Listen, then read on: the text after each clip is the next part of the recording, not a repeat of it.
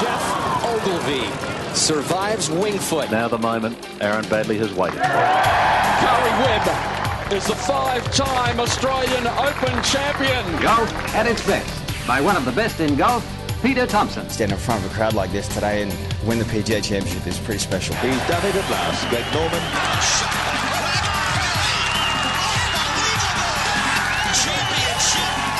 Matt Jones gets his name on the Stonehaven Cup. Leash been to 11 under. Now we've got a new leader, kids. There it is! Adam Scott. A life changer. Coming up next, you have unrestricted access to golf across Australia and the world. Thanks to Golf Australia, we're going inside the ropes. G'day everybody, welcome to episode 11 of Inside the Ropes. Lovely to have you with us. Andy Marr here again alongside Mark Hayes, who is wearing shorts on a 3-degree morning. If ever your sanity needed to be questioned, it is on a day like this with the decision you've made, my friend. I brought them in just in case we had a video here because I wanted to bump up the ratings with the pins and, it's totally blown up. What are you doing? You know Mike Clayton doesn't like the use of the word pins. No, that's true. Well, my pin location is still intact, so it's okay. There you go. Hello, Martin Blake. How are you? G'day, Andy. Good to be back. And Hazy's, I guess it is one of his better assets, the pins, but I don't know about today. All things are relative, aren't they? It's very true. There's a pea soup outside. Well, it's freezing, mate. It's freezing. A big show. Rod Pampling's going to join us not too far away, the WGC event. The Bridgestone this week and over in fact, it's by the time you're listening to us, it's probably already, for many of you, it's already started over in Ohio. Great to have him amongst the other 5 Australians teeing up. Sarah Jane Smith, the Women's British Open. Alison Whittaker's caught up with her. We're going to hear from her. A remarkable story that you've got right at the end of the show. We'll touch base with one of a couple of fellas who have done something pretty extraordinary. Yeah, 2 ripping blokes have had a holes in one, I suppose. I've got the plural probably right. Holes in one, Blakey? Yeah. In the same group at Concord, which is a remarkable feat. That is. Don't forget, of course, subscribe to Inside the Ropes if you're new to it or you've been listening for a couple of weeks and you haven't actioned that. Apple Podcasts, which is the old iTunes, or for Android users, download a podcast app through Google Play. Inside the Ropes is now available on Spotify. If you're a Spotify user, head to the search tool, plug in Inside the Ropes. You can keep up with all of the episodes via Spotify. So there's a couple of ways of making it as easy as possible.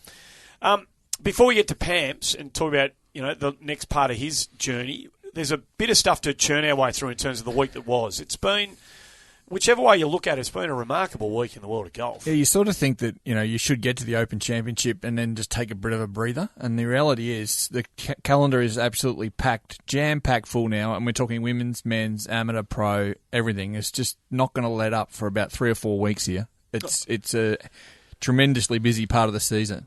So caddies will be on the agenda. Yeah. Well, let's start with that. The big news in the World Game is that after the motivational talk delivered by JP Fitzpatrick to Rory on hole number 6 or whenever it was, Fitzgerald, they get through that tournament. Rory probably looks back and thinks, I should have won it, other than the poor start he made. And in the wake of all of that, this 9-year relationship between Fitzgerald and McIlroy comes to an end. Really interesting, I reckon, Hazy and Murray, because, these guys, they're very driven, aren't they? And, Rory's been, what would you say, a little bit off the boil. He won the FedEx Cup not so long ago. Like, that was only $11.5 million payday at the end of last year.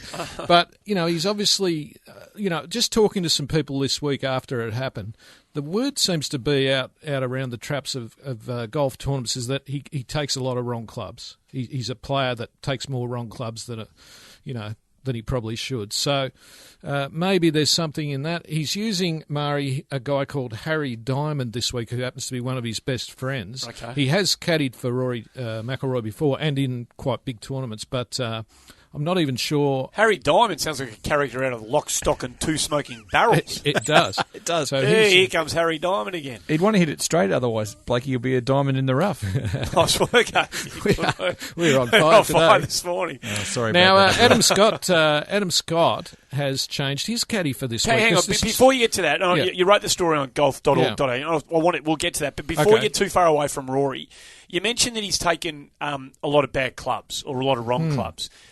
is the assumption that he's been given the wrong number, or that Rory has ignored the advice? Is there more to that you know of? I can't answer that, but one thing I do know is that Rory is very strong, runs his own show. Right, okay. So it's probably what would be the former. Yeah, So, this is what people say, that a lot of the journos say out at the tournaments, is that Rory gets a lot of clubs wrong. He's obviously magnificent ball striker, a great putter when he's hot, but can get a few things wrong like that. So, maybe it is time for a change, like 9 years, Hazy. A lot of players change after that period of time, don't they? It was the longest stretch you had with one of your caddies, Or do you Hazy? think he's just reaching out for something?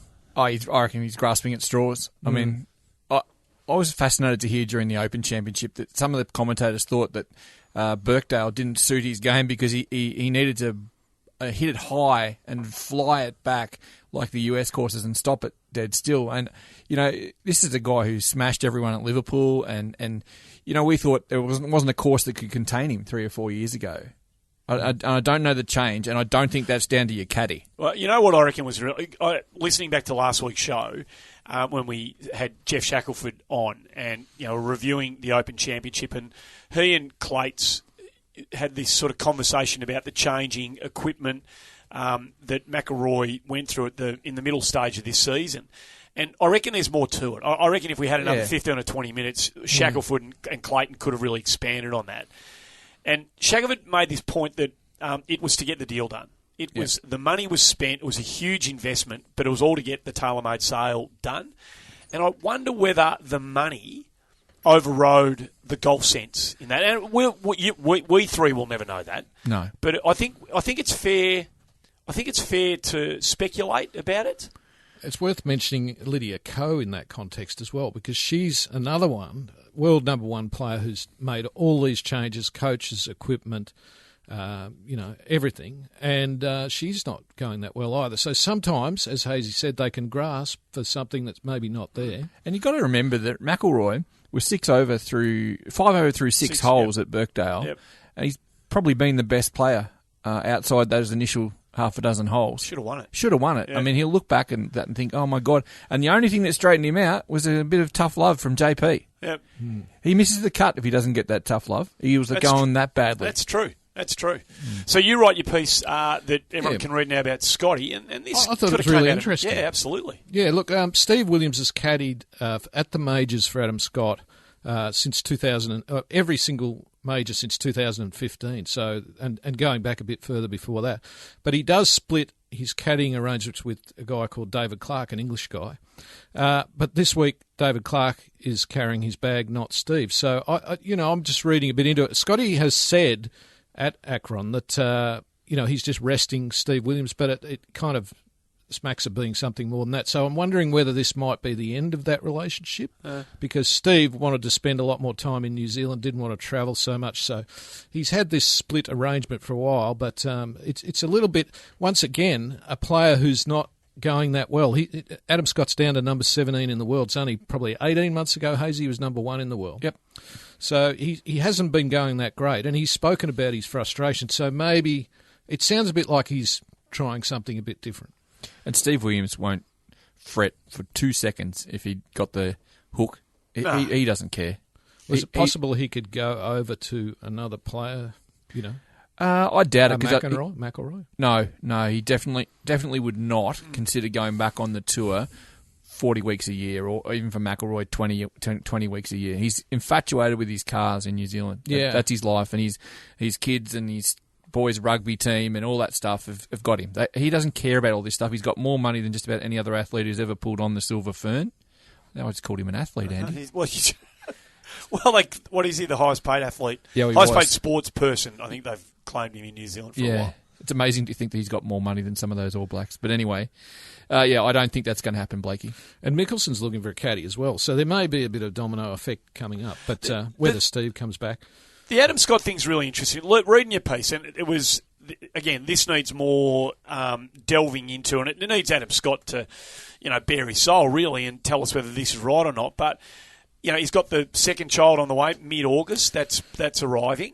And he states in the piece that you wrote that he wants to spend more time, with the new child and the family. So what's going to happen, it looks like, this is not totally confirmed, but it looks like he'll miss the first 2 playoff events in September, just after the baby is born, if it comes on time. So what that means is he's 70th on the FedEx Cup points list right as we speak. So if he just has moderate weeks in the next 2 weeks, because the PGA Championship is next week at Quail Hollow, if he doesn't have great weeks, he'll probably hover around that number. If he misses the first 2 playoff events, he can play in the third one, which is the BMW, but he needs to be in the top 70. So it's really unlikely, I think.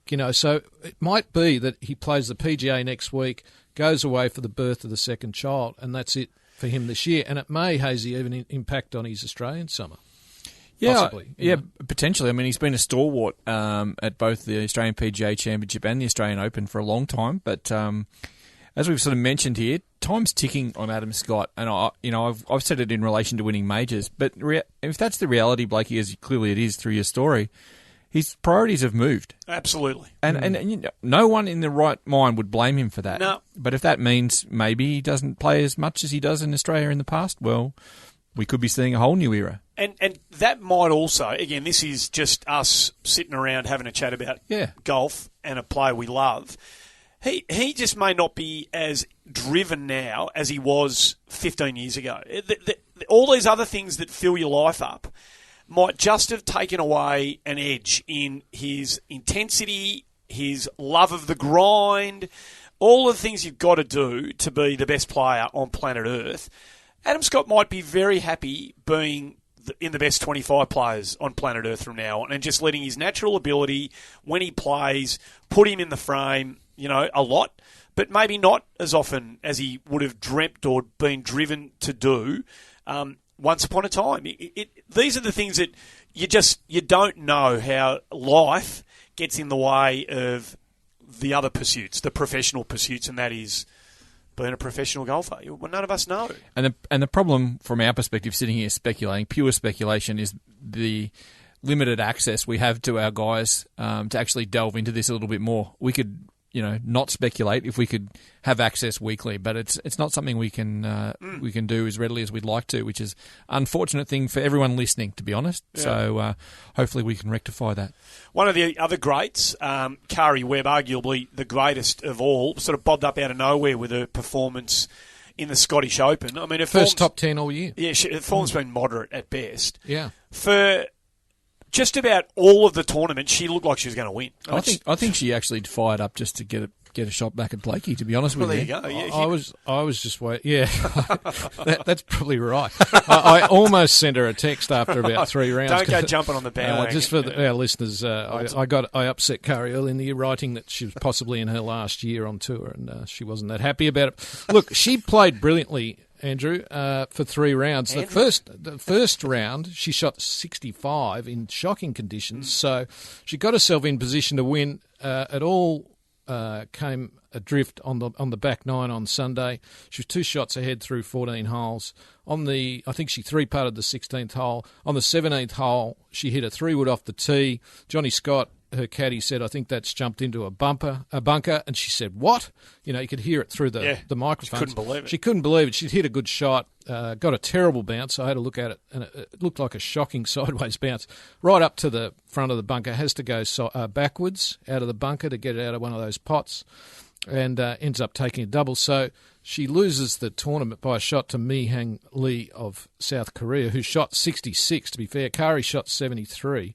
One interesting thing, Hazy, I'm not sure whether you caught up with this, but she came up the last hole, and it's a par 5, so there was a possibility of making an eagle and getting into a playoff, but she didn't know because at the Scottish Open, for some reason, they didn't have a scoreboard on the last hole. I have no idea why that would be. I think Karrie said she'd never experienced that before. Here, this is what she said post-round about that exact situation. Okay. And then playing the last, there was no leaderboard, so I didn't know that I had to make eagle. Even with my bunker shot, I still didn't know. So that's frustrating to not know what you have to do. So you're sort of in 2 minds about how to play the shot. But, overall I played really well this week and felt good in the position I put myself in. So hopefully that means I'll do it a bit more often. She made birdie on that last She hole, did. but she didn't know that she needed eagle, and she was in a greenside bunker, so if she holes out, would have been a playoff. Look, it's a good setup for next week anyway, or this week at the Women's British Open, which we'll talk about We will soon. And Minjee Lee was there or thereabouts as well. We feel like it's gonna happen. We feel like it's going to, but geez, the flood of players, particularly coming from Korea. I mean, the Mi Hung Lee, the girl who wins, she's ranked like 47 in the world. Is that right? Am I right in saying that? She's not even one of their front liners. No, she's far from it. That we keep talking about this, but they being Koreans, hold almost 50% of the top 50 in the world. It's like East Germany all over again. I think it might be 11 of the top 20, somewhere around that. It's truly extraordinary. It's phenomenal. Yeah. So you talk about, here's a segue, you talk about sending texts to Karrie Webb, which Hazy and I are advising against. Don't do that. Just, leave her alone. Okay. There was a fantastic. There was a really interesting Twitter conversation that certainly you and I were part of. I don't know whether you jumped in on it, Blakey, but Clates did, and Maxie McArdle did, and Pricey, I think, might have. A couple of others sort of weighed in, such as the nature of these public conversations that take place on Twitter, where Maddie Griffin raised a really interesting point about communicating with players when they're mid-tournament.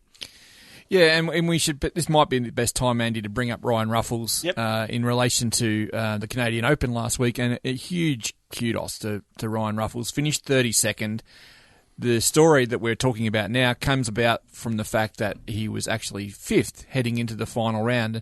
Look, he had by his own admission, not a great afternoon on Sunday, but I think importantly for the future, he shot eagle, birdie to finish. So he's 4 under the last 3 holes to climb up and bank a really big and important check. However, Matty Griffin, who's a dear friend of the show and mine personally and yours too, good man, a really outstanding bloke. And a good thinker of the game, and he theorised that by us, and by say us, I generally mean Blakey and myself and maybe Ben Everill and a couple of others who are regular contributors to keeping Australians informed, and there aren't that many of us, to be honest, who are writing constant stories, how we shouldn't have the pressure on them on social media by including their names in social media and being sort of gung-ho. And I'm not saying that Matty saying that we're sycophantic, far from it, but that we seem to be pushing them, and even harder when they're in contention. My answer in response to that was, if we don't do it, who's doing it? In some respects, that's the premise of this very podcast. Like, there just aren't that many people fighting the fight against other forms of sport that golf is contending with these days. We could talk about this forever. I just think that it's incumbent on us to actually engage as many people as we can at the time that these guys are actually in contention, because that's when you have to strike, when that iron's hot. So what about Maddie's point that don't include the handle of the player in the middle of the correspondence? So he or she whoever can't it is, see it. exactly. Yeah, so we don't tag at Ruffles into a tweet. And that's a valid point, and maybe we need to talk about that, among the guys who actually put all this stuff out. Ryan actually himself put in a tweet, he loved all the support he had from all around the world, and, that wasn't a factor. I think Max McArdle, I believe, probably fell on the side of Matty Griffin, saying that was a good idea, and others did too. So there's no direct winner in this debate, but I've spoke to a handful of guys, and they said, mate, if you can't put yourself in a position to shield out social media when you're the 54-hole leader or 36-hole contender or whatever you are, you're probably in a world of trouble. I would have thought so. Yeah, I think that's the minimum that he could expect, isn't it? Imagine leading the Masters at Augusta through 3 rounds and try getting away from the spotlight then. Exactly. So I disagreed with what Matty said, although I found it an interesting debate. Very interesting. And I think we all in the media do have to be a little bit conscious of building up some of the younger players maybe a little bit too soon. I guess that's something worth taking on board. Hashtag golden era, just park it for a while. Yeah, maybe that one has to go away. No, we've got to roll with it. It's been trending for 3 years, Andy. But I just looked at that and I thought, well, we can't win, can we? In the media, you're not going to win too many popularity contests. If you ignore them, you get in trouble for that. And then we're almost we're almost saying there that we're giving them too much support. Well, it comes from with the likes of us. It comes from exactly the same place. We want them to know that we're interested. Yes, we want them to know we're interested because there's bugger all. By and large now, in the broader mainstream media in Australia, there's not the interest levels in golf in this country that they want from a pure media. You know this, Hazy. So do you, Blake. I mean, you guys have seen the transition of this as professional working journalists. You've seen the decline in interest, and it peaks for a couple of weeks when we get the Open and the PGA, and it's great. There's a bounce and a bubble, and there's a vibrancy about Australian golf for a couple of weeks, which is priceless. But for 48 other weeks of the year in Australia, no one's talking about the game, which is... So I want... This is where I come from. I want Ryan Ruffles, and I want Matty Griffin, and I want Bryden McPherson, and I want all these guys to know, hey, we know what you're doing. We're aware of what you're doing. We're in your corner, and... Mate, good luck. That's the only reason I ever tagged these blokes into anything. +1. I agree with everything you just said. And, you know, we have interactions regularly with Hannah Green in particular. She's just awesome on social media. And these are the way they build up, build up their profiles. And we're not talking about the Jason Days, Adam Scotts of the world just yet. Hopefully they'll get to this stage. But we want Minjee to be number one, and we still want access to her. Same applies with Ryan or Curtis or all these other guys we keep banging on about in the hashtag Golden Era. We want them to be accessible to us and not shove their phone away, so that we can use their powers that might they might actually develop these powers as their world rankings rise to benefit the game of golf long term. And while the mainstream media, traditional media, absolutely flounders with its golf coverage, there's no denying that at any level. There is still a huge interest in what everyone's doing, and it's not just at the elite PGA Tour in the US level. It goes right down to junior tournaments, in Asia. When there's Australians involved, we're a parochial lot. We want to know. Yeah. And this look is at the cut through that Curtis Luck got when he wins the US Amateur. Oh, yeah. Look at the cut. I mean, that was everywhere.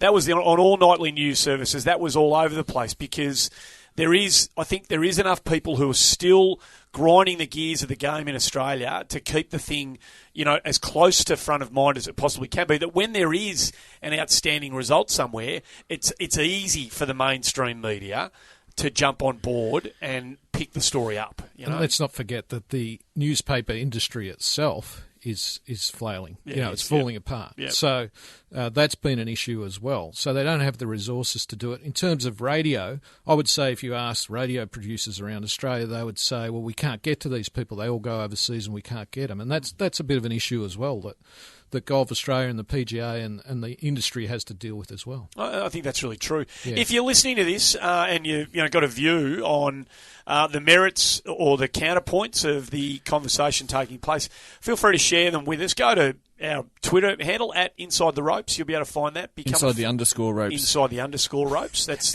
don't write underscore.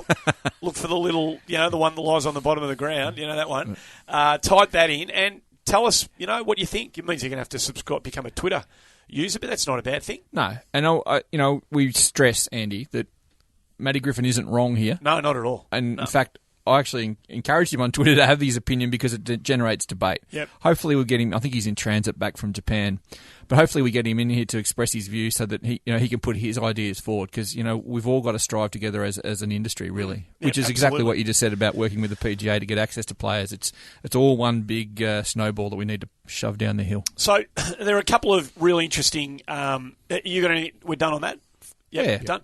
A couple of really interesting kind of ruling type rules type etiquette of the game type matters during the week that we saw. And we might have to clear the decks here for you because I know that Blakey and I have at various times pushed off the fence about rules issues, but there's one that's really... Oh, which one? Charlie Hoffman? No. I think we can all agree on that one. The US Girls Amateur. Yes. I just thought this was... you talk about spirit of the game. Do you want me to paint the picture before you rant? Go on, yep. A girl called Erica Shepherd, who was the eventual winner of the US Girls Junior Championship, in her semi-final had a birdie putt on the 19th hole. She missed, she was conceded the putt, and then she watched her opponent have a very makeable 4 or 5 foot birdie putt of her own to win and knock her out of the competition. Moon, the other young girl. Elizabeth Moon, yeah. Elizabeth Moon, she pulled the putt badly and immediately, it was definitely in gimme range. I think it was about 6-8 inches. Yeah, it was definitely a gimme at any level of this competition, but she raked the ball immediately, Andy, and before a concession was audibly heard, and this has got your goat. So Erica Shepherd says that when Elizabeth Moon made the putt, she shut her eyes. She didn't want to see the ball rolling, so she had her eyes closed.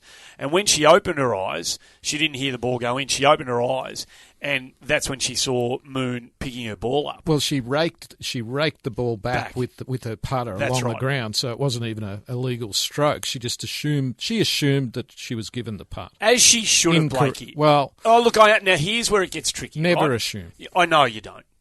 I know you don't. She won't do it again. And by the letter of the law, Shepherd had every right to do what she did. She hadn't said, it's good, pick it up, putt's good, whatever. Whatever language she used to concede a putt, she had not said it. But in the spirit of match play and the spirit of that match, and look, I hadn't seen the previous 18 holes, so I don't know how many putts were conceded on the way through. But every day of the week, whether you're playing for the US, a place in the US Girls Amateur Final, or you're playing your club championship, you give that putt. And once the putt was picked up, the ball was picked up, for the good of the game, Erica Shepherd, in my humble opinion, had to say, okay, I hadn't said it, but let's go to the 20th hole. She actually said that to the rules official, that she was intending to concede the putt. Well, she should have done it. But the rules official wouldn't let her do that. The rules official said, no, you can't. Once it's all happened, you can't then say, no, I'm conceding it. Yeah, but she said, I hadn't conceded the putt. It only became she said, an issue. I didn't give that. Yeah, it only became it goes right back to the Solheim Cup. It happened with Alison Lee at the Exactly. Solheim Cup and Suzanne Pedersen, that was an awful one, that one. Do you remember the scenes? I was watching that at the time. Terrible. There were tears. Oh. So what's the answer? Well, we have no gimmies? No, because I think that's a good I think that's a great part of the. I think that's a great part of and a valid tactic. I agree. Yeah, absolutely. So no, I don't think that's the answer. I think, and it's hard to put it on. I don't want to paint Erica Shepherd as the villain here, but and she's a young woman who's a step away from realising, and she ultimately went on to win the championship. So for her to be able to put that behind her and then regather herself and because she was obviously distraught at the end of it as well, having been through that, to come out the next day and win is a testimony to her mental strength. So well done. But on the event of this on the occasion of this happening again, I think the player in her position's just got to understand the moment a bit more, rather than complain about not giving the putt. Just before you say anything, just realise what's happened and say, yeah, that putt was good. Let's go. I 100% agree, but as devil's advocate, can I suggest that she's a 17-year-old girl playing in front of TV cameras for the first time? Yeah, massive. Obviously, we've never had that. We don't know what the pressure, what pressure comes with that. So you're right, and we're not in her shoes, but it was hard to watch. I think there's no one suggesting anything's been done incorrectly here at all. No. But I think it speaks again, and we'll talk about more rulings in a second. It speaks to the somewhat inflexibility of the rules. I agree with that. Yeah. Once that woman comes onto the green, the referee in charge, it's done. Yep. There is no flexibility whatsoever, so they can't undo what's just been done. And by the rules of golf, I should say, it's done. It's right. It's the correct decision. There's no getting around that. Yep.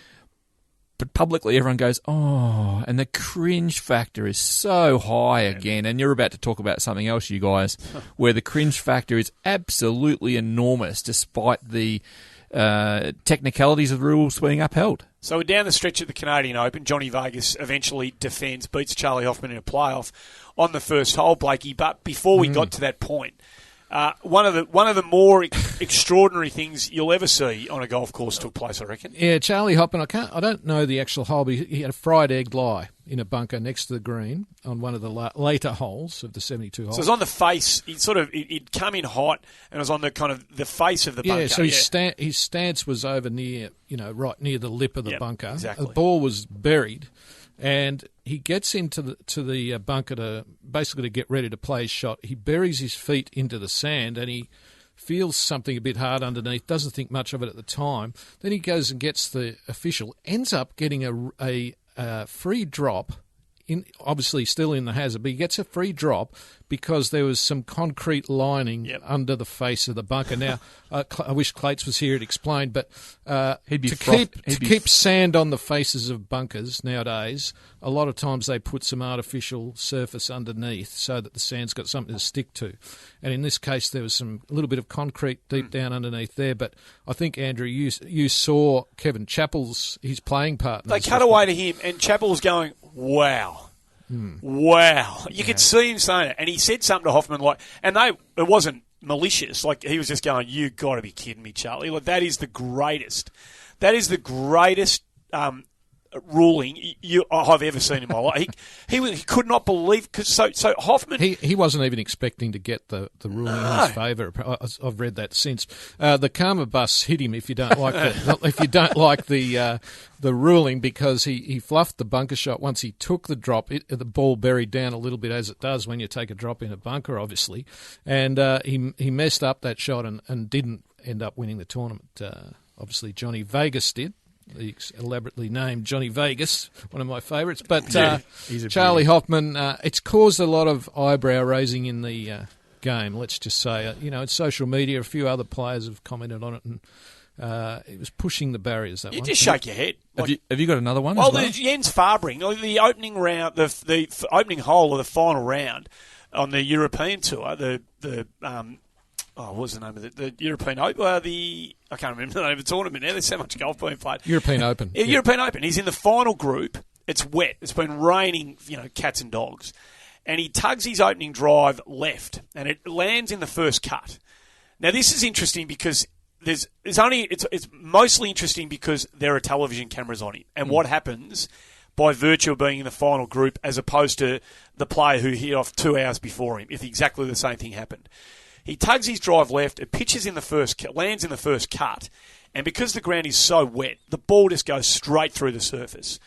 They all head over there. They can see where it lands. They all head over there in the squishy, squelchy, sort of, ankle-deep, spongy grass. No one can find the ball. It is that deeply embedded that it's gone straight through the top of the earth, and no one can find it. So they go to the television camera. What's his name? The Jules or whoever the European Tour Riles is, whose radar's down there covering, goes, they're saying, the blokes in the booth are saying to the guy down on the ground level, he goes, it landed near the bloke with the blue stripy shirt. It landed near the bloke with the blue stripy shirt. So they're looking at all the people looking for Fabring's ball. And so the course commentator walks over to the bloke in the blue stripy shirt and he says, we're being told that it landed right where you're standing. So the referee says, okay, integrity of surface has been affected by the weather. We can identify that the ball landed here, close enough to here. You get a drop. They can't find it. It's a lost ball, but he gets to drop the ball for a buried lie. Yeah, approximately where the ball landed, right? Then he gets relief from there because of casual water, presumably, and he gets to play his second shot into the green, which he stiffs to about 15 feet from the pristine surface of the fairway.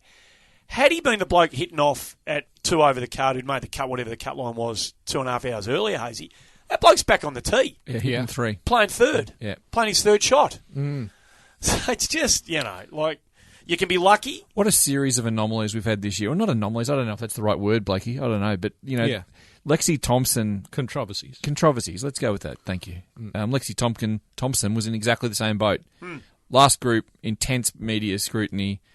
If she's off at 10 o'clock instead of 1 o'clock, she's home and home. She doesn't have to worry about where a ball's marked. Yeah. It's a flaw, the way we're doing these things. It was either the second or the third hole, I can't remember. But he's hit another drive left. Did you see this? No. And they've got the BMW sign hoardings down the side of the fairway for pick up the camera TV lines.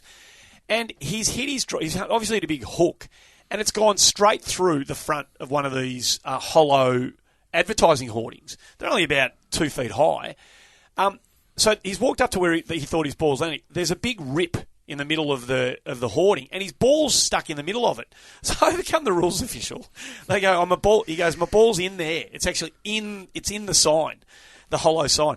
So the bloke goes, "Oh, do we know where the ball is?" And he goes, "Oh, it's either down that end or down that end. It's going to be one way or the other, you know."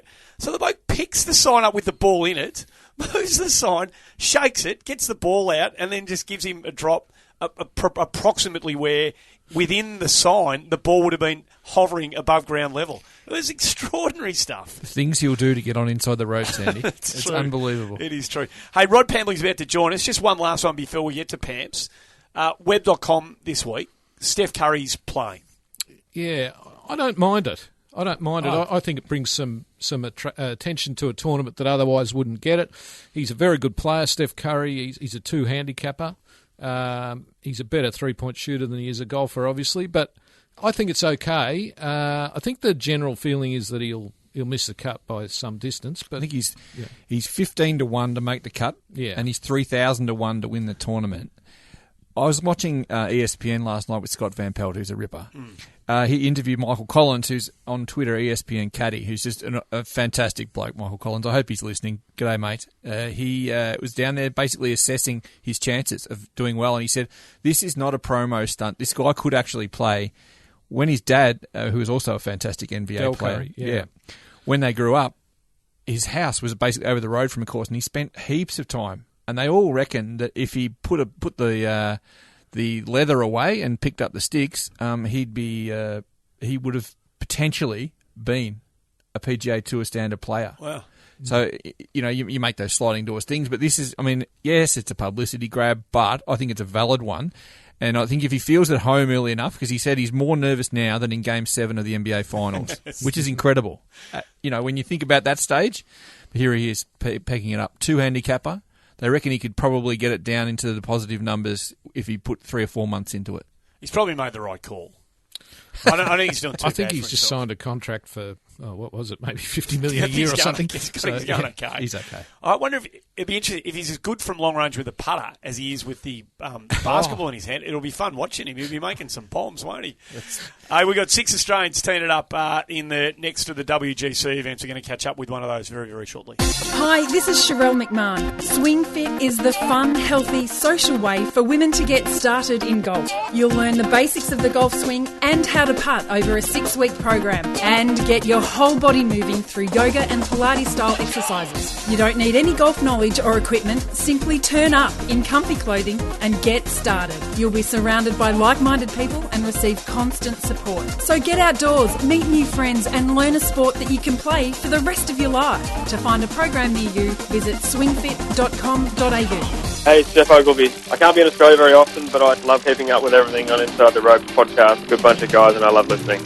Obviously, the WGC event taking place at the Bridgestone International, Akron, Ohio. Don't try and say that 3 times too fast because it's a very... In fact, have a go, Blakey. Say Akron, Ohio 3 times quickly.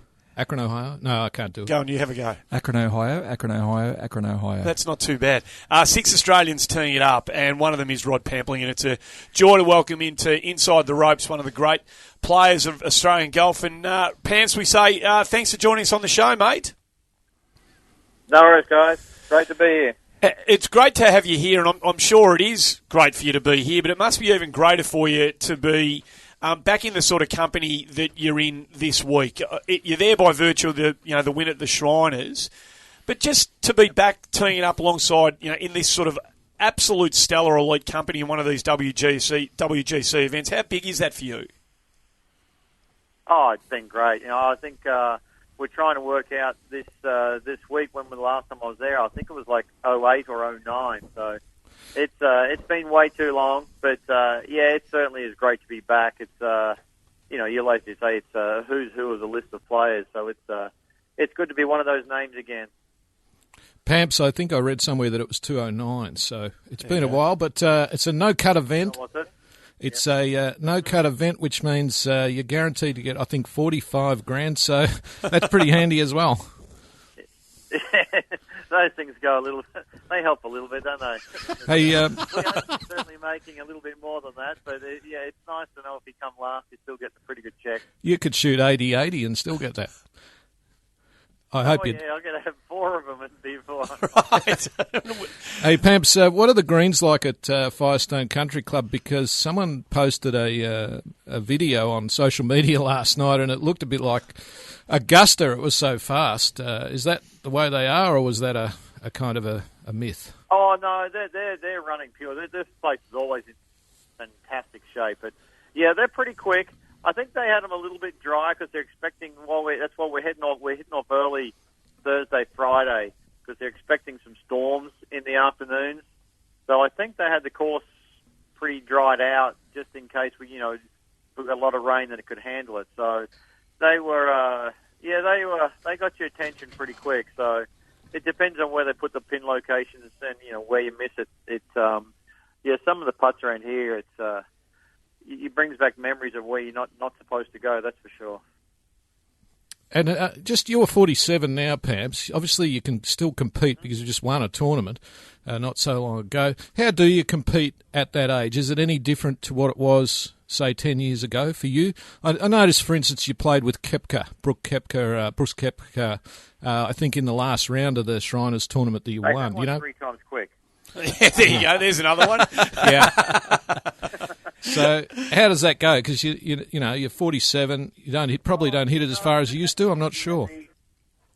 No, it's not bad. Like it's respectable. I haven't lost that much, but you just know these guys can hit it miles. So I guess over the years you've just realised that it's reality now. So you don't try and hit it harder anymore.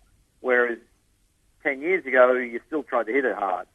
So, which got you into trouble. So hopefully, you're a little bit wiser, hopefully. Sometimes it doesn't work, but, you try and just use your golf knowledge, which, the younger guys don't have as much. They're still obviously very well accomplished players, but, they haven't seen it all. So, and this is a golf course that certainly you need to know a lot about, just where to miss it and where not to. And so, I have to use that experience, and that's my little advantage I have over the majority of the guys.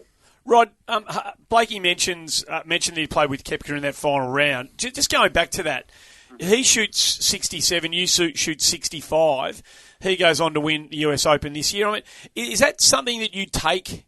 I mean, you've obviously got great confidence in your own game and your own ability. You wouldn't still be doing what you're doing without that. But when you see what Koepka goes on to do not that long after you win that tournament and beat him cold in the final round, does that just one of those little sort of signposts that you take a bit of confidence from?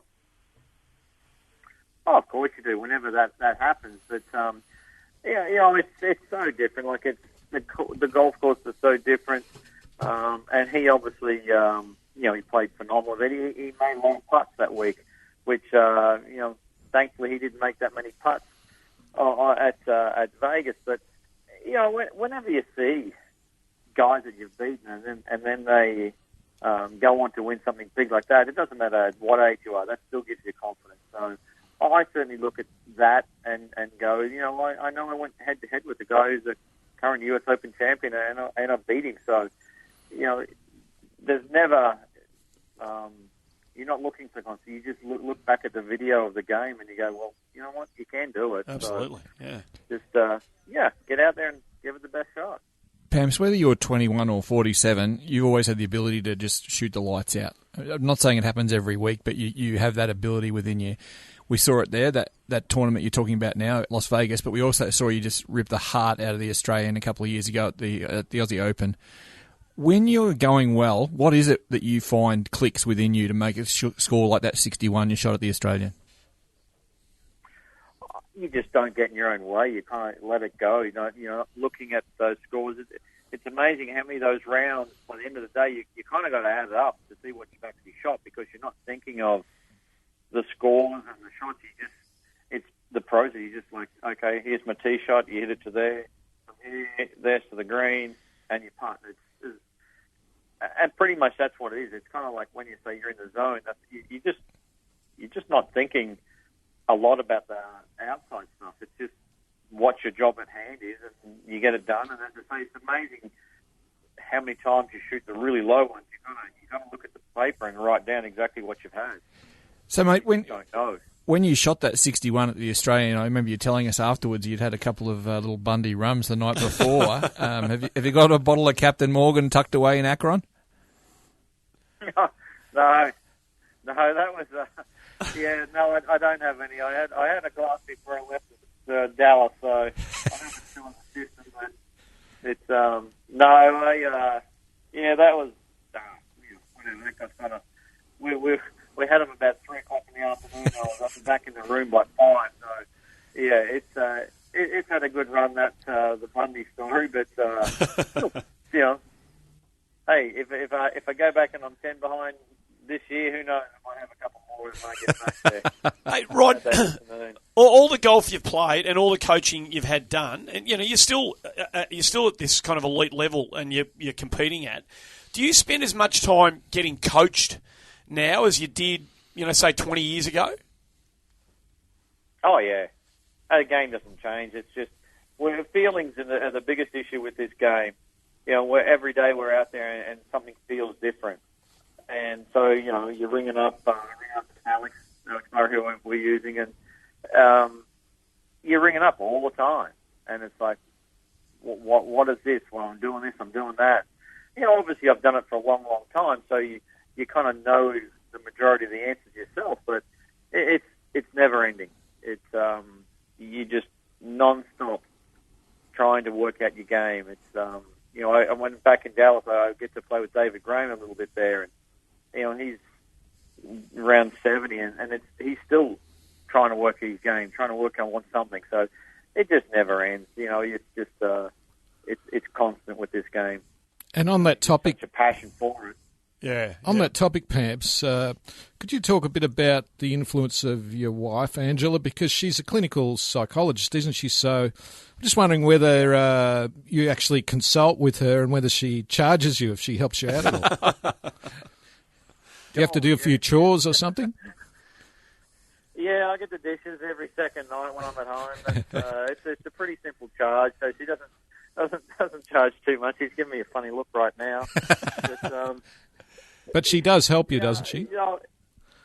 A tremendous amount. Yeah, absolutely. I just need to be better at listening to her. So, we've worked for a long time, so a lot of it I know now. It's just a case of me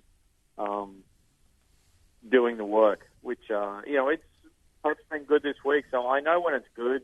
That's when my weeks, you play good. So you still scratch your head wondering why you don't keep doing it. But that's professional golfers. That's what we do. But Angie's done a lot. We've ever since as soon as we started, I saw the bonuses straight away. I think I finished 40 around mid-40s on the Aussie Tour for 2 years, and the first year we worked, I finished second, and it just went from there. So, the head part is a massive part of the game. So I'm just very fortunate she's there, and it'll be great this week. She'll get to check it out, and most probably give me a C-, but hopefully I'll be a little bit better than that. I presume she's forgiven you for leaving her over in the States, because I was reading the story the other day about, back in the day, I think you were on the web.com tour and you ran out of money. It was a pretty tough time, and you wanted to come home to Australia. I think you sold the car to get enough money to go home, and you didn't have enough money for Ange to come back with you, so you left her. We had the one ticket. Yep. Yeah. Yeah, we had the old Chevy Astro, so we had to sell that one but I did leave her in Carmel. Right. It's a pretty good spot. So at least it was a nice place. Well, it's just around the corner from Pebble. It's not a bad location.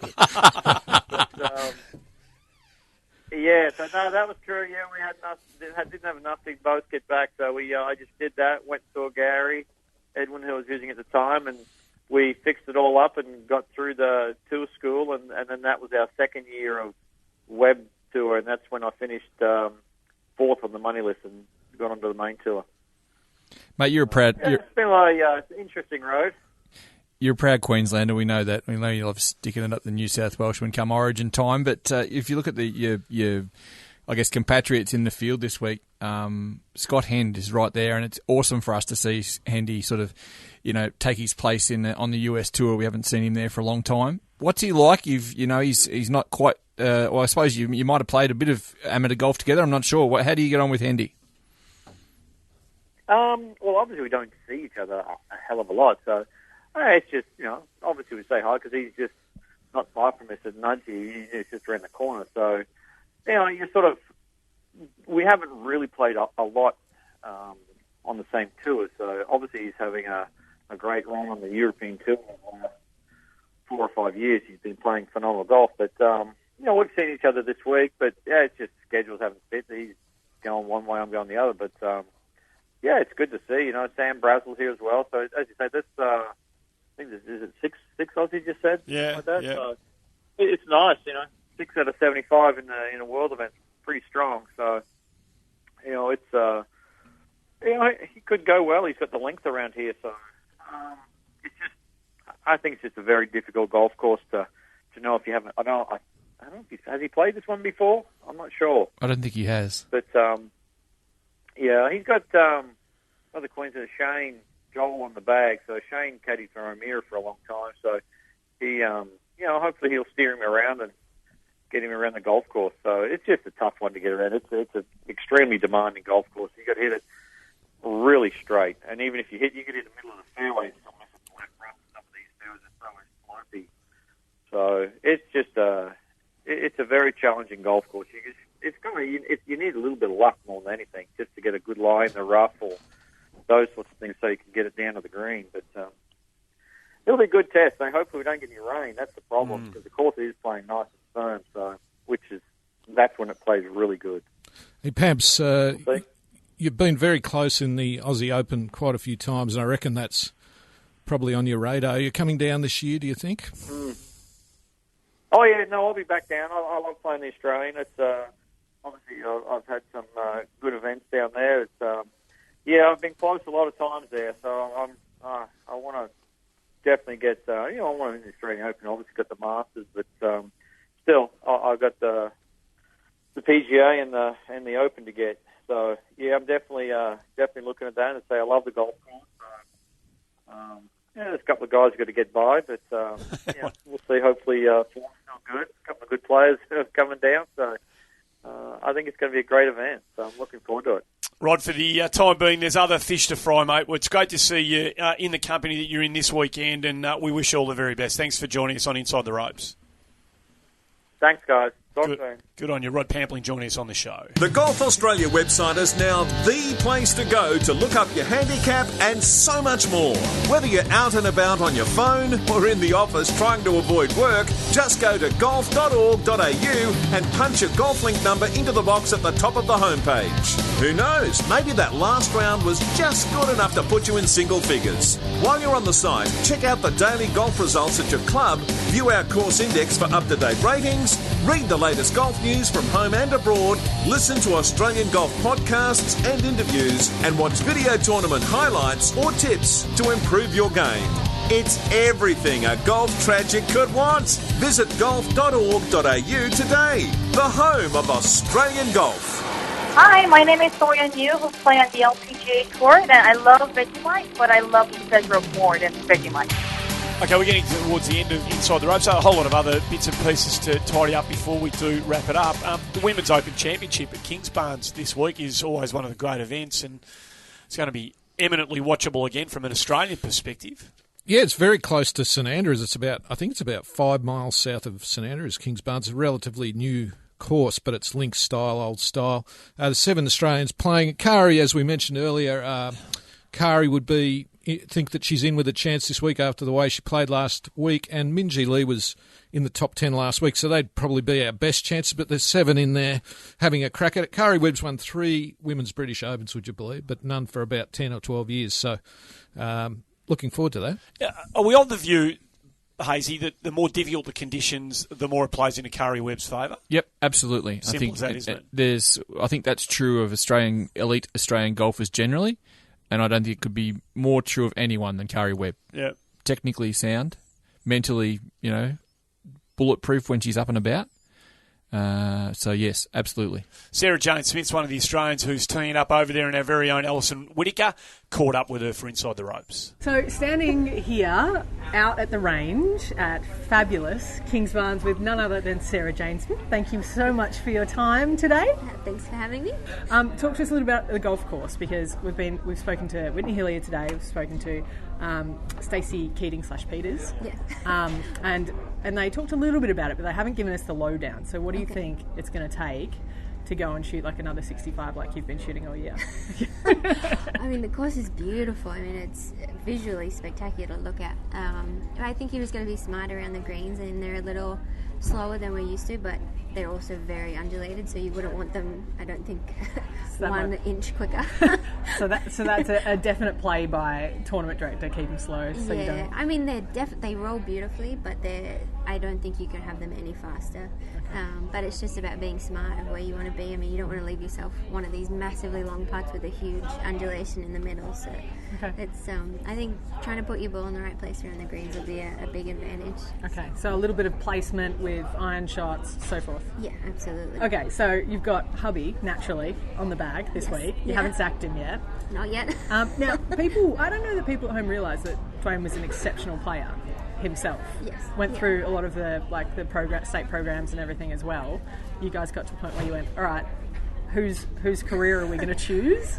Yeah, it was pretty weird. Much. Sort of. We actually never had a conversation where we sat down and said, all right, well, I have a better chance or you have a better chance.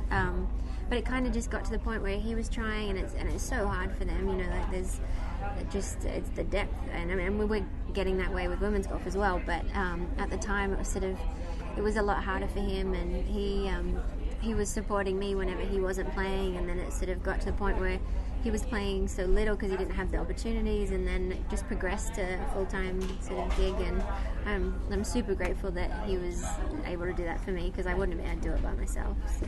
Yeah, which is the reality, isn't it, for a lot of people on tour? You kind of have to make those decisions, and for everyone on tour, they kind of know you as a package deal, really, which is lovely. I'm not Sarah, I'm Sarah and Dwayne. Yeah.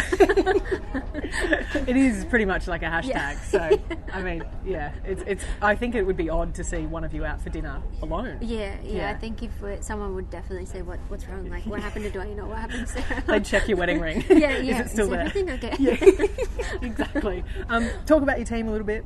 So, Sean Foley's still your coach. Yeah. When was the last time you checked in with him in terms of out on the road? It's kind of pretty tricky sometimes, isn't it? I mean, we're very fortunate to have a massive summer of golf, so that made it a little difficult to catch up. But I flew home after one of the Michigan events before. I don't know where we went next, but I flew home for a day. It's a nice problem to have. Yeah. Arkansas we went next. So we flew home and I was able to catch up with him then. But he's great with keeping in touch with video, and he likes to FaceTime, so we FaceTime a little bit and just have a chat. And he's really good at, even not talking about golf, he's really clever at telling you stories that you think don't have any relevance to what you're supposed to be talking about, but then you're like, oh right, like it's a lesson in there somewhere. So we both, Dwayne and I, both get a lot out of having a chat to him before and after events. So. Mm-hmm. That's great. Well, you're having a pretty killer year so far this year. I feel like every second week we're talking about you being in the mix or having a great score. Or, so what's kind of clicking with your game at the moment? I think I was really struggling with my ball striking before I started back with Sean, and it was something that I'd never dealt with before, and obviously it's tough being a flusher all the time, isn't it? But the plus side of that was, because I'd always hit it pretty good, I would never consider myself a good putter, and my short game was horrific. So when you become a less than good ball striker, yes, other parts of your game have to catch up, and so I felt like I sort of have been able to maintain that, and then my ball striking's got a little better, and so it's sort of it's all coming together. Been much better scoring. Yeah. Interesting. Yeah. Well, it's a brilliant little insight, so if you want to improve your game, just play really bad for a little while. Yeah. No, that's there's a lesson advice. there. All right. So what time are you out tomorrow? Who are you playing with? I'm playing at 10 something. You need to confirm that. Yes. 10:20 or something. Okay. I'm playing with Pernilla Lindberg. A good friend of yours? I'm good friends with. Yep. So that was her mum who... Oh, fabulous. Yeah, all right. That's Ganilla. Straight from the horse. Ganilla. Yes. And Pernilla. Yes. Okay. Yeah, so I'll be playing with her tomorrow. And then I think it's Anna Van Dam. Yes, Anne Van Dam. Anne Van Dam. Yes, long-hitting Dutch woman. Makes sense, right? I know. Powerful. Yeah. Powerful move. I've heard all about the long hitting of her, so I don't know her. I actually don't know what she looks like, but it'll be fun. It'll be a fun group. So. Yeah, it'll be brilliant. Yeah. Well, we'll all be watching from home. I wish I could stay here this week and just stalk you all week, but sadly have to head back to Australia. But best of luck. Thank you very much. Amazing. Thank you. So we wish Sarah Jane all the very best. Before we get to your couple of items of general business, Blakey, Hannah, for the 11th week in a row, we mentioned Hannah Gree's name. We need to sting for this. You haven't mentioned the B word yet either today, which you're about to break a 10-week streak. No, bifurcation. There you go, 11 weeks in a row. Hannah Green over on the Symmetra, another one of the 3-day events. I think she's like tied 47 or 48 after the opening round. Very unusual to see down that end of the leaderboard. Well, not near the leaderboard. Well, she rectified that in the next 2 rounds. She ploughed her way through the field to finish top 10 again. She is putting together, as we say every single week on this show, on the secondary women's tour over in the States, an unbelievably consistent season. I'd like to get our listeners to actually suggest a sting for this, Andy. Like, get involved on social media and tell us what we need to do for a Hannah Green watch. I like it. It's remarkable what she's doing. It really is. On her first year as a pro, we forget Away that. from home. Away from home. I mean, she's been a good traveller the last couple of years with Australian amateur teams, but this is extraordinary. She only turned pro in December. She's had one crack at the USPGA Tour, which was at Royal Adelaide, finished in the top 10.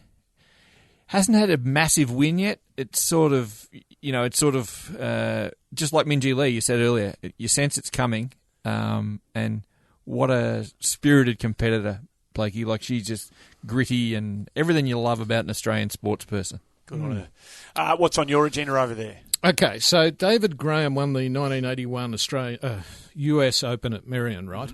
He shot 67 in the last round. It's regarded as one of the best rounds ever played in a major. He hit 18 greens out of 18 on the day, and you're playing an old-style US Open where no one could score. He shot 67. It was the greatest day in his golfing life. This week, he decided to give his set of irons that he played with that day. He's kept them for a long time, obviously. He's given them to Merion Golf Club. So they're going to go up on the wall at Merion, which I thought was great. That's good. And the other thing I liked was Stephen Bowditch, who's one of our favourites, Hazy, great bloke, Queenslander, plays on the PGA Tour. His record this year is 1 of 25 cuts. He's made 1 cut in 25 events. He's having a struggle, to say the very least. But this week they're playing the Barracuda Championship, which is a modified Stableford event. You get 5 points for an eagle, 3 points for a birdie, etc. And if you make a bogey, that's -1 or whatever. Greg Chalmers, defending champion, yeah? Greg Chalmers shot plus 43 last year. That was the score. So Bowditch, who's very good with his tweets, if our listeners, you should follow him because he's very self-deprecating. This is what he tweeted this week. Plus 43 won the Barracuda Championship last year. Now, this is a winning score that fits my current form. Finally. I really like that. Good on you, Bowdo. I hope that you shoot plus 50. That's all from me. No, you've got one other. I'm going to throw you a curveball here. The amateur champion, big amateur tournament being played over there. There's a few things on the amateur front, Andy. We mentioned briefly last week a few more qualifiers. We've gone through and done the maths underneath it. There's 2 of our young women in the US Women's Amateur next week in San Diego. Unbelievably, there are 10 Australian men and 2 further ones are alternates for the US Men's Amateur the following week. Both courses are in Los Angeles, Bel Air and Riviera. That's easily a record and just shows you the depth that we have coming through underneath the guys and girls we talk about regularly here. In addition to that now, as we're recording this on Thursday morning, we've just finished the second round of the Western Amateur in Illinois, and it's a time-honoured one. One of those things we've slapped the time-honoured handle on, Blakey. Love that. Love something that's time-honoured. It's always magnificent. But there's so many guys. There's so many guys here. It's a massive field. 8 of the top 10, the top 5 in the World Amateur Golf Rankings, all present on a tremendous course just outside Chicago. Top 44 make the cut, or the first cut, before we head down towards the second cut of 16 and then match play. So it's a long, complicated process. But right now, as it stands, Ruben Sonjaja is a Sydney-based guy. Well, he's actually based at the University of Iowa, but from Sydney. Joint leader at 7 under. Minwoo Lee is 4th alone at I think he's now at... Sorry, Ruben is at 12 under. Minwoo's at 8 under. Dylan Perry's at 7 under, tied for 5th. New South Welshman. Another Yep. New South Welshman. Carl Phillips is 6 under, just continuing his... Wunderkind. 16-year-old. Amazing form. Still 15, I think, Blakey. Just turned 16, I believe. Did he? Just Well, ask me anything about Carl Phillips. You're full bottle on him at the moment. I'm impressed with that. Just don't start sending him text messages. Going further down on the list, but still inside the cutoff here. Charlie Dan had a great round today, and Travis Smythe. So by my count, that's 6 of the top 44. That's amazing in the world. And this is a tournament that everyone goes to. This is the premier lead up to the USAM. Everyone who's anyone's there. We got 6 in the last 44. Kudos. Hashtag golden era. Bring it back. Bring it back. Not to put any pressure on anyone, we just get a bit excited. G'day, I'm My Golf Ambassador Jason Day. I'm really excited to be an ambassador for My Golf, Australian Golf's national junior program, jointly run by Golf Australia and the PGA. My Golf is every Aussie kid's first step on their golfing pathway. It's all about teaching children the basic skills of golf in a safe and healthy environment, and just as importantly, about the life skills that golf can teach you that distinguish our sport from the rest. Remember to visit mygolf.org.au for more information. G'day, it's Nick O'Hearn here. Whenever I get the chance, I catch up with Inside the Ropes to follow up on all the latest golf, and I urge you to all do the same. It's a great show. Hey, we're just about done, but it would be remiss of us not to bring to light a story that you've alerted us to that recently transpired at the Concord Golf Club up there in Sydney, Hazy. Yeah, big thanks to Dave Tees at Golf New South Wales for helping us out with this one, and he's put us in touch with a guy called Brian Ashmore, and I think Brian's with us now. And Brian, you've been part of... Well, I wouldn't say history. That might be going a little bit too far, Andy. But no, it is a little bit. Too far? No, it is a little bit of history, I would have thought, yeah. No, I'm agreeing with your form, not the latter, yeah. So Brian is playing along at Concord, and I might let you pick up the story, mate, but there's been an incredible, it's not coincidence, incredible stroke of outstanding golf in the same group at Concord. Brian, welcome along to Inside the Ropes. Hello, guys. Thanks for having me. I wouldn't call it outstanding golf. I call it incredible luck. Hey, talk us through the hole, Brian. What is it, a 200-metre rescue club off the tee or over a tree or something? No, 122 metres, slightly downhill, par 3. Incredibly, we've been saying that this will be the last time there will be a hole-in-one on that hole because Tom Doak is going to come along and rip the course up in the next couple of weeks. Yes. But believe it or not, there was another hole-in-one about 2 days later, same hole. Anyway, back to our story. Yeah. Yeah, don't worry about the others, Brian. We want to hear about you. Didn't see a thing. It was in shadow, and you know how you blast a ball at the green and you can't see it, and you think, oh, it's either in the rubbish over the back or it's in the hole, and you're going to have a look, and of course it never is. Well, one of our playing partners, Glenn Laurie, he was on the front edge, and we all walked around the side. None of us had any clue. And he raced over and looked down and looked up, 2 fingers. He said, there's 2 in here. And there they were, sitting side by side, 2 little sort of Callaway eggs. So just clarifying this, eagles. So just clarifying this, Brian, it's yourself and Neil Dobbs have had holes in one in the same group. The same group. I hit off first. There was another guy next. Neil came after that, and then the last one. So there was one shot between us, and none of us saw a thing, but there they were. Did you know you'd hit a good one though, at all, or did it feel like it was there or thereabouts off the club face? Of course, a magnificent little drawn 9-iron over the edge of a bunker, but that hole sort of got. It's fairly well protected by a bunker at the front, and there's a downslope after the bunker.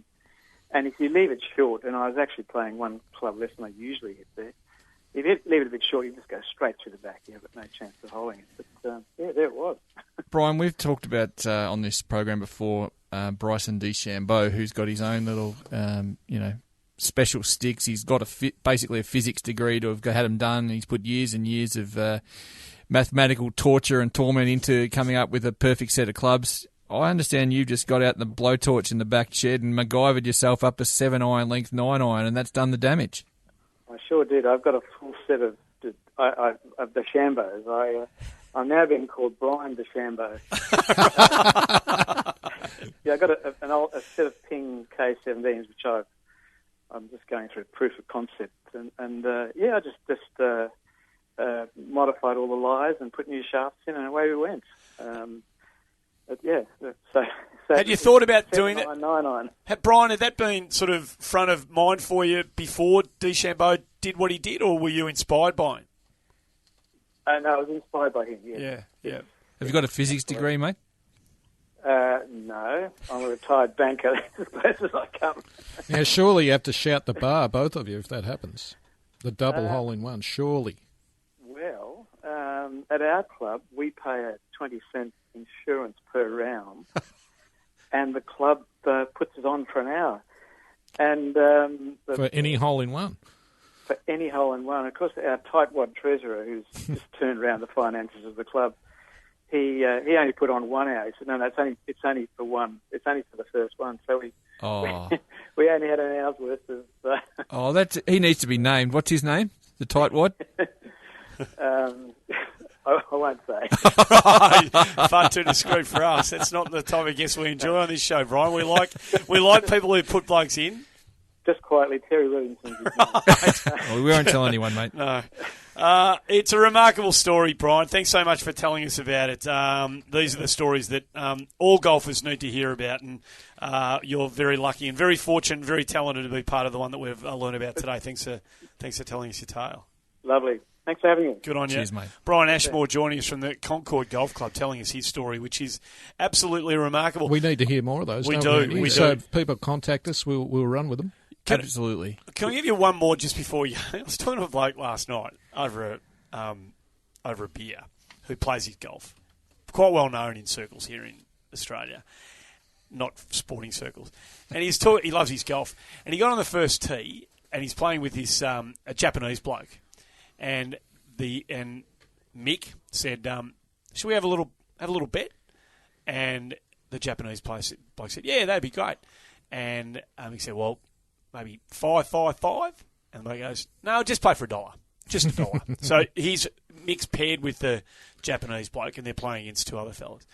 And Mick goes, "It's a bit tight, but no problems."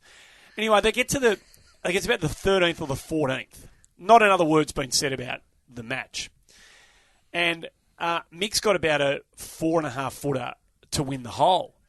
And the Japanese bloke says, they'd halved a whole lot of holes, like about 6 or 7 holes up to this point in the match. And the thing had been jackpotting without Mick knowing it. And the Japanese bloke said, "Don't get too nervous, but this is worth over $5,000. Molly said, Mick said, "What are you talking? Get your attention. What are you talking about?" And he said, "Don't worry, just make the putt." When the Japanese bloke said for $1, over there in their punting vernacular, it's $1 per yard or per metre of the hole. So if you're playing 150-metre par 3 in the match, it's $1 by 150. So the hole's worth $150. And that had accumulated over about 6 or 7, or maybe even 8 or 9 holes to the point that Malloy's had this putt of about 4.5 foot, and it was worth about $5,237 at that point, without him even knowing it. So if a bloke ever walks up to you on the first tee and says, "Yeah, we'll play for $1," maybe you just want to clarify that, because that you could get yourself into some real strife if you haven't heard that one before. What did Mick do? He made the putt. Did he really? He made the putt. Under the gun. Under the gun. He made the putt. He talks himself up, Malloy. No. He talks a very big game.